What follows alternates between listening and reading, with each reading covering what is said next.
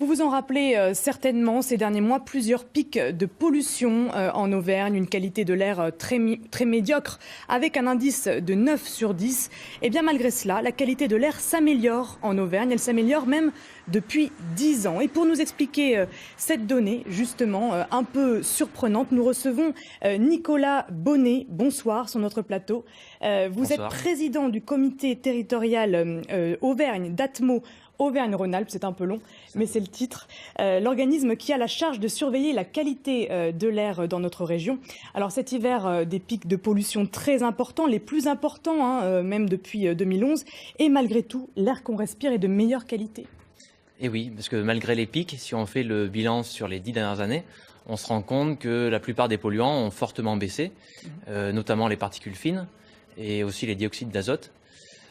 C'est principalement dû aux évolutions technologiques, au fait qu'il y a quand même une partie du parc de véhicules qui a été remplacé, que les filtres à particules sont rendus obligatoires, qu'il y a quand même eu aussi une rénovation thermique des bâtiments donc, qui ont besoin de moins d'énergie, et il y a aussi eu des aides à la rénovation pour que les gens changent leur chauffage polluant, notamment le chauffage au bois, les vieux chauffages au bois, fortement émetteurs de particules.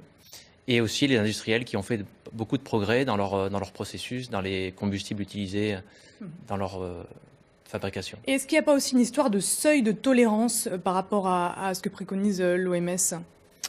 Alors, si on regarde les seuils, nous on n'utilise pas pour les particules, nous la France, l'Europe, on utilise des seuils qui sont assez élevés, qui sont 2 fois plus élevés que ceux de l'OMS, ce qui fait qu'aujourd'hui on est en dessous de ces seuils, sauf lors des pics.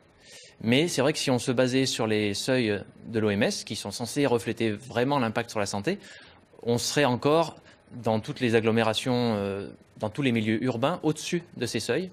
Donc on ne peut pas, voilà, il y a une baisse progressive depuis 10 ans, mais aujourd'hui on ne peut pas considérer que la qualité de l'air est bonne sur notre territoire. Alors justement, pour savoir si la qualité de l'air est bonne partout où l'on se trouve, une application vient d'être créée, elle s'appelle Air2Go. Pour l'instant, elle est disponible sur la partie Rhône-Alpes, elle sera étendue à l'Auvergne fin 2017. Vous allez la voir sur ces images, je pense, elle est juste derrière moi. Expliquez-nous à quoi sert cette application. C'est une application qui permet de savoir à tout instant sur les territoires, donc pour l'instant Rhône-Alpin et bientôt sur l'Auvergne aussi, la qualité de l'air à un endroit donné. Ça utilise les données de modélisation qu'on a qui nous permettent de faire de la prévision, donc d'anticiper, de dire à tel moment, à tel endroit, on estime que la qualité de l'air, c'est ça. On a un degré de précision de 10 mètres quand on est sur une agglomération, donc c'est vraiment très précis. Quand on est en milieu rural, on est plus sur 1 km, mais sur le milieu rural, ça varie beaucoup moins.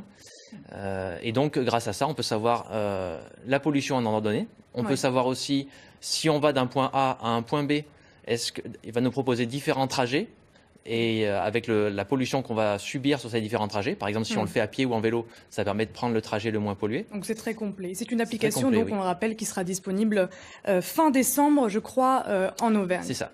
Merci beaucoup Nicolas Bonnet d'être venu sur notre plateau ce soir. Je rappelle donc que vous êtes le président du comité territorial Auvergne d'Atmo.